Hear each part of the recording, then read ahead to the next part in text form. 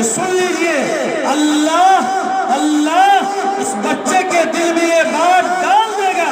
کہ ایسے منحوس کی آپ سفارش نہ کریں جنہوں نے آپ کے اوپر آپ کے حاکم بننے پر حکایت کی نگاہ ڈالی،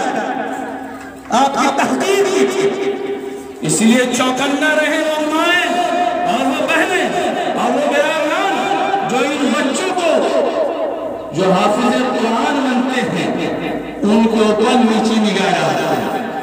یہ وہ بچے ہیں جس کو اللہ کے نبی جناب محمد رسول اللہ صلی اللہ علیہ وسلم نے فرمایا ان کو کہا جائے گا پڑھتے رہو، جنت کے مکان کو طے کرتے رہو،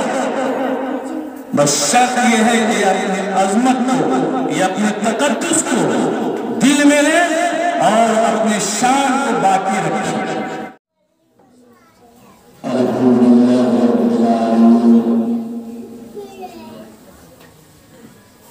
والعاقبة للمتقين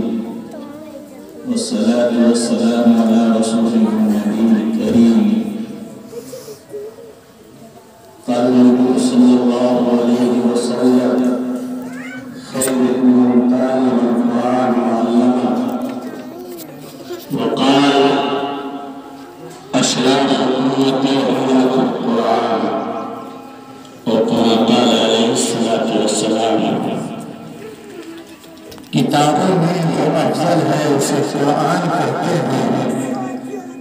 کتابوں میں جو افضل ہے اسے قرآن کہتے ہیں، اسے جس نے اتارا ہے اسے رحمان کہتے ہیں، سزا دے جو اس کے 30 پاروں کو اپنے سینے میں زمانے بھر میں اس کو لوگ حافظ قرآن کہتے ہیں، اس کو جلائے گی کیا؟ اس کو جلا سکے گی نہ دوزخ کی آگ کبھی، محفوظ جس کے سینے میں قرآن ہو گیا۔ سامعین محاضرین اور رونق اسٹیج قاضی شریعت اور حضرت مولانا غفران ساجد صاحب اور مولانا نصر اللہ قاسمی صاحب اور ان کے دیگر مفتیکار، آپ کی یہاں آمد آج میں کہنے پر مجبور ہوں، کچھ آج کو درد کے ماروں کا درمہ ہو گیا، راسخ العلم ہمارے بزم کا مہمہ ہو گیا۔ یہ پائے قدم نہیں کہ کرم کا سکتا ہے، یہ قدم خود نہیں اٹھے اٹھائے جاتے ہیں۔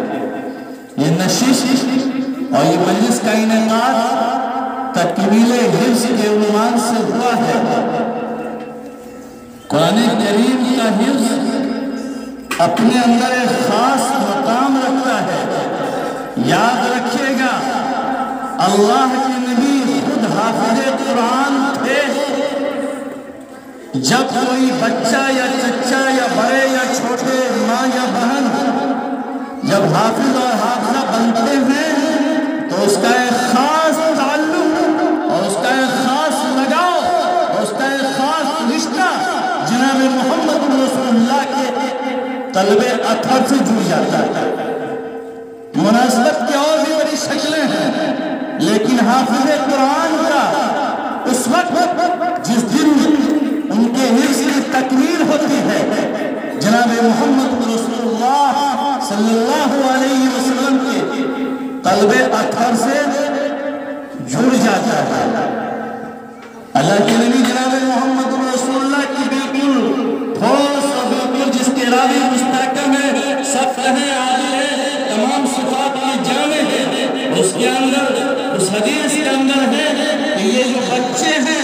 کل قیامت کے دن ان کے والدین کے سروں پر، ان کے ماں اور باپ کے سروں پر اللہ نور کے تاج کو رکھے گا۔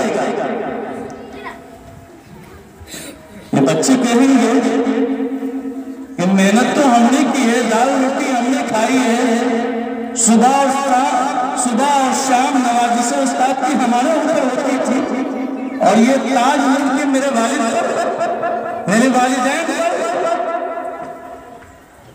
تو بات دراصل یہ ہے کہ آپ حافظ بنے ہیں، اس میں جو سب سے پہلا کردار ہے وہ ماں اور باپ کا ہے۔ ماں اور باپ یہ طے کرتے ہیں کہ اپنے بچے کو حافظ بنانا ہے تو مدرسے کا تعین کرتے ہیں، مدرسے کا انتخاب کرتے ہیں۔ سال گزشتہ یہ اپنے جامعہ غفرانیہ کاشف العلوم کا جلسہ ہوا، خطیب بطور شاہد کے حاضر تھا۔ ہم نے دیکھا کہ کئی افراد بلکہ بڑا مجمع پروگرام کے اختتام کے بعد ہمارے پاس آیا اور کہنے لگا مولانا بچوں نے جو یہاں قرآن پاک حفظ کیا ہے اور اس کی جو شکل ہے اور اس ادارے کی جو جامعیت اور نافیت اور شعبہ حفظ کی امتیازی شان کو جو لوگوں نے بیان کیا ہے، میرا دل یہ چاہتا ہے کہ میرے بچے ہی پڑھیں۔ رمضان کے بعد تو کئی ذمہ داروں سفارش کرائے ہمارے بچوں کا داخلہ ہو جائے۔ اور مولانا مفتی حسن الرحمان صاحب پکے دل کے آدمی ہے، ٹھوس عقیدے کے حامل ہیں، انہوں نے کہا فیس لیں گے، داخلہ کریں گے۔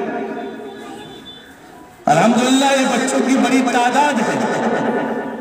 تو ہم یہ کہنا چاہتے ہیں کہ اللہ تعالیٰ جو نور کے تاج تمہارے والدین کے سروں پر سجائیں گے، وہ اس وجہ سے اس میں اشارہ ہے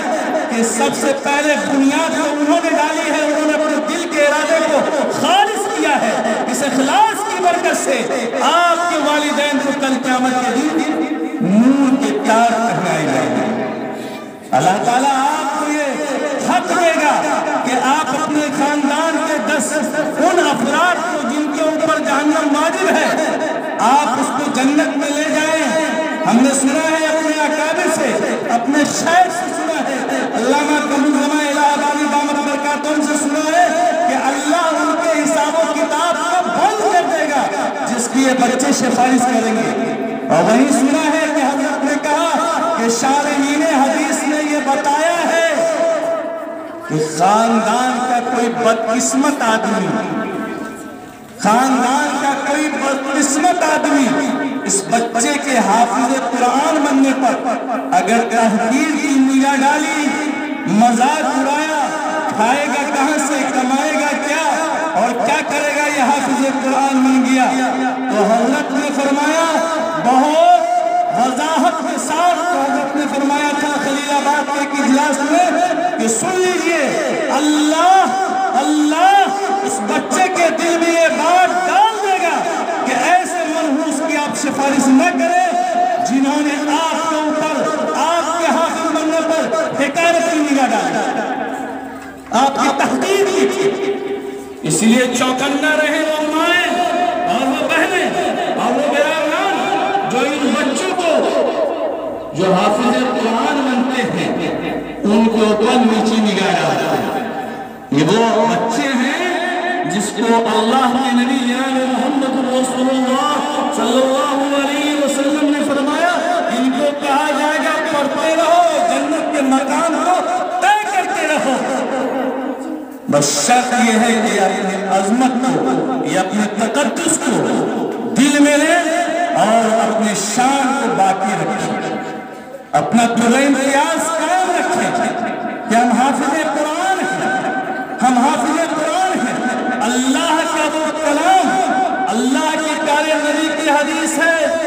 اللہ کے نبی فرماتے ہیں ھذا کلام اللہ قد خرج من، یہ اللہ کا مبارک کلام ہے اور اللہ سے نکلا ہے، اللہ نے اس کی تلاوت بھی کی ہے۔ اللہ کا کلام قسم بخدا اگر ڈائریکٹ آتا تو ہم چل جاتے اس کے نور کی حرارت سے، لیکن جیسے دیکھتے ہیں کہ سورج کی روشنی یہ ڈائریکٹ ہمارے چہروں پر نہیں آتی ہے، یہ چاند کی چاندنی میں چھلتی ہے، یہ روشنی، یہ شعائیں پھر ہم تک آتی ہے تو آرام سے ہم اس سے استفادہ کرتے ہیں۔ ایسے ہی اللہ کا کلام، اللہ جل جلالہ ہے،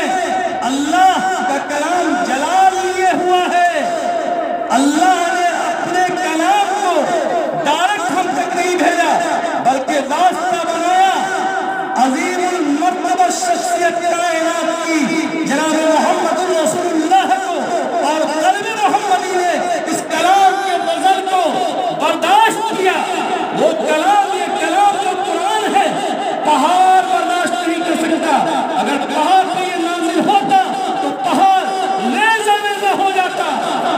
لیکن قلب محمدی نے اس الفت کو، اس مشقت کو برداشت کیا۔ آقا نے خود فرمایا ہے، شمائل کی حدیث ہے، شیبت الہود وفاتہ، اے ابو بکر، یہ قرآن کی جو سورت ہے سورہ ہود، جس میں قیامت کے حالات ان کے ہولناکوں کا تذکرہ ہے، مجھ کو تو بوڑھا کر دیا۔ آپ نے فرمایا، حضرت علی فرماتے ہیں کہ آقا میرے ران پر سر رکھے ہیں اور ایسا لگتا ہے کہ قرآن کا نزول ہونے والا جبریل آ گئے ہیں، لگ ایسا رہا تھا کہ ران میرے بدن سے الگ ہو جائے گا۔ حضرت عائشہ فرماتی ہیں کہ سخت ٹھنڈی کے ایام ہوتے، سخت ٹھنڈی کے دن ہوتے اور قرآن کا نزول ہوتا،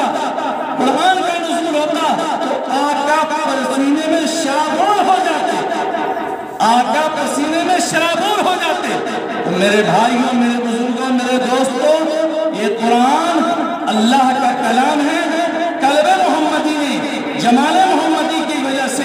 جو مشقت جناب محمد رسول اللہ صلی اللہ علیہ وسلم نے برداشت کیا، بخاری کی روایت ہے، وقت کا دامن تنگ ہے، اللہ کے نبی نے اس موقع پر فرمایا تھا، خدیجہ لقد خشیت علی نفسی، وہ تو یہ گیا تھا کہ میں اپنی جان کے بارے میں ڈر محسوس کرنے لگا تھا، لقد خشیت علی نفسی۔ اللہ کے نبی نے اپنے دل پر اس کلام کے بوجھ کو برداشت کیا، اور امت کے پاس جب یہ کلام آیا قرآن، تو اب وہ مشقت والا نہیں ہے بلکہ مشقت کو دور کرتا ہے۔ بس ایک مختصر واقعہ بیان کرو پھر اپنی بات کو مکمل کروں۔ قلب محمدی نے قرآن کے تحمل میں مشقت کو برداشت کیا، لیکن قلب محمدی سے جو چھڑ کر کے قرآن ہمارے پاس آیا، وہ جمال اور وہ شفا لیے ہوا ہے۔ ما ہوا شفا، اس کے اندر تو شفا ہے۔ سعد الدین تفتزانی کا دور ہے، علامہ بیٹھے ہیں، بادشاہ وقت جو اس وقت کے بادشاہ تھے وہ بیمار ہو گئے، اطباء آ رہے ہیں، حکماں آ رہے ہیں، علاج کے لیے دوا دے رہے ہیں، دوا کر رہے ہیں، لیکن مرض بڑھتا ہی گیا جنوبی دوا کی۔ بادشاہ کا مرض ٹھیک ہوتا، مرض بڑھتا ہی جا رہا ہے اور بیمار ہوتے چلے جا رہے ہیں۔ تو شاہ وقت نے کہا کہ بھائی کیا کیا جائے، مشورہ کیا تو مشورے میں یہ بات آئی کہ علامہ سعد الدین تشریف رکھتے ہیں، ان کو بلایا جائے۔ بات طے پائی، شاہ وقت نے کہا کہ ٹھیک ہے، سواری کا بھی نرم کرتا ہوں اور خاص گزرا جائیں اور ان کو منت اور سماجت کر کے ان کو لایا جائے۔ حضرت آئے تو بالکل بادشاہ نے اپنی شان کے مطابق علامہ سعد الدین کے استقبال میں کھڑے ہو گئے۔ سارے اطباء، سارے ڈاکٹر دیکھتے رہ گئے، حیرت میں کہ یہ کیا ہو گیا، ہم مہینوں سے یہاں ہیں، بادشاہ کے علاج میں اپنے کو وقت کیا ہے، لیکن ہماری وہ عزت نہیں، ہماری وہ حوصلہ افزائی نہیں، ہمارا وہ استقبال نہیں، اور یہ کیا کریں گے، دم کریں گے، دیکھتے کیا دم کرتے ہیں، مشہور ہے کہ مولانا آئیں گے دم کریں گے۔ علامہ گئے بادشاہ کے پاس، سورہ فاتحہ پڑھا اور پھونک دیا، حضرت نکلے، پھر بادشاہ نے بہت قیمتی تحفے دیے علامہ کو۔ اب یہ اطباء بالکل حیرت میں ہے، سوچا کہ مولانا صاحب سے پوچھیں کہ آپ نے کیا کر دیا ہے۔ علامہ بھاگ گئے کہ ڈاکٹر حسد کے مرض میں مبتلا ہو گئے ہیں۔ تو علامہ سے پوچھا کہ آپ نے کیا دم کیا، آپ نے تو کچھ نہیں کیا، آپ نے صرف قرآن سے کچھ پڑھ کر کے پھونک دیا ہے اور آپ کے ساتھ یہ عجیب معاملہ ہوا ہے بادشاہ کا۔ تو حضرت نے بہت سخت اور سست جملے کہے اور کہا بھاگو یہاں سے۔ میرے ہاتھ علامہ کے جانے کے بعد دیکھا کہ بادشاہ تندرست ہو گیا، ٹھیک ہو گیا، تو ڈاکٹروں نے کہا ٹھیک تو آپ ہو گئے ہیں لیکن مولانا بہت بد اخلاق ثابت ہوئے۔ جب آپ نے مجلس سے نکلے ہم نے ان سے کچھ سوال کیا تھا تو بہت سخت سست جملوں ہم لوگوں کو نوازے۔ کہا ٹھیک ہے مولانا کو بلایا جائے، علامہ تشریف لائے،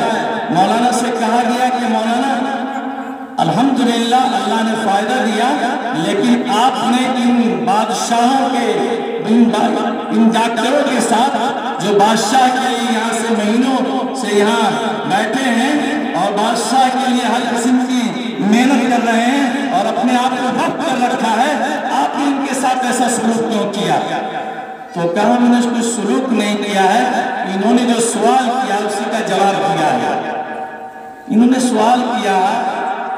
کہ آپ نے کیا کر دیا کہ ٹھیک ہو گئے؟ صرف تو آپ نے قرآن پڑھ کے پھونک دیا ہے، تو پھر آپ کے ساتھ اتنی اعجاز کا معاملہ؟ تو میں نے اس کو سخت سست جملے اس لیے سنائے کہ ان کے سننے کے بعد، جملوں کو سننے کے بعد سارے حکماں اور سارے اطباء ہم سے ناراض ہو گئے۔ ہمارے یہ چند الفاظ ان کو چراغ کھا کر دیا اور آپ کے پاس شاکی ہوئے، تو میرا یہ جملہ، میرا یہ الفاظ اتنی قوت رکھتے ہیں کہ ان کے دل کی دنیا ہل جائے اور ان کا پاؤں ہل جائے اور ان کا دماغ ہل جائے اور یہ آپ کے پاس شاکی ہو کر کے آ جاؤ، کیا اللہ کے کلام میں بتا دیں گے کہ آپ کو شفا دے دیں؟ یہ سوال کا جواب میرے بھائیوں، میرے بزرگوں، میرے دوستوں، الحمدللہ قابل مبارکباد ہے یہ بچے اور ہمارے مفتی صاحب اور ان کے تمام کار اور مدرسے کے اہم ذمہ دار اور تمام لوگ اور وہ مائیں اور وہ بہنیں بھی جن کے بچے آج حفظ قرآن کی دولت سے مالا مال ہوئے۔ اللہ کے یہاں اس کی بڑی قیمت ہے، اللہ کے یہاں اس کی بڑی قیمت ہے۔ اللہ اپنے بندوں کا قدردان ہے۔ میری مائیں اور بہنیں، آپ کے لیے مقام فخر ہے